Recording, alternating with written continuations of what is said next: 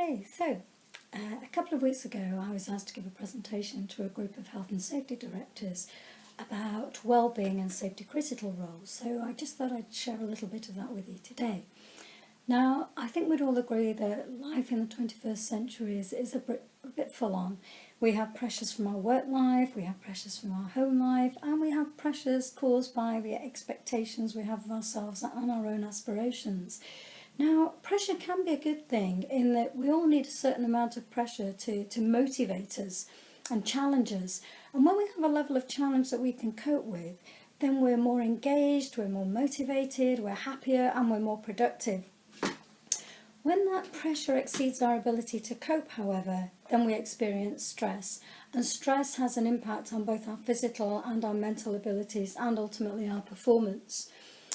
Equally, where staff have insufficient challenge in their lives, in their work, they can also experience those same negative impacts of stress. Now, the impact of stress can be damaging enough for any environment, but for safety critical environments, it imposes an additional layer of risk.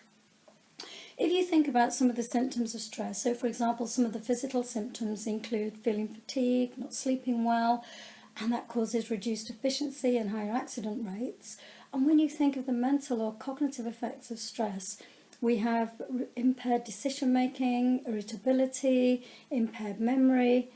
Now, there is a wealth of research demonstrating the significant negative impact that stress and mental health conditions have on our performance, but there is even stronger evidence for the impact that frame of mind can have.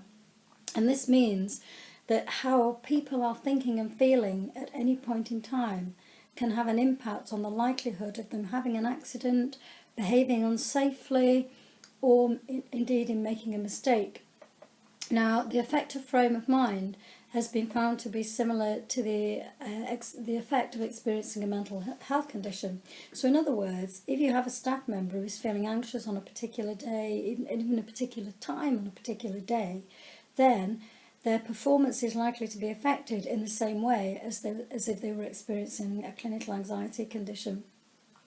Now, imagine one of your safety critical staff experiencing a subset of those symptoms that we talked about before.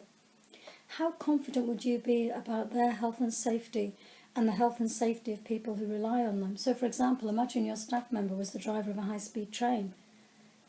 How confident would you be of the health and safety of everyone concerned? And the impact of stress doesn't just end there. Stress can make us more vulnerable to a whole range of serious physical conditions such as type 2 diabetes, cardiovascular disease and strokes, depending on our coping strategies. The research also shows that prolonged exposure to stress can lead to mental health conditions such as anxiety and depression.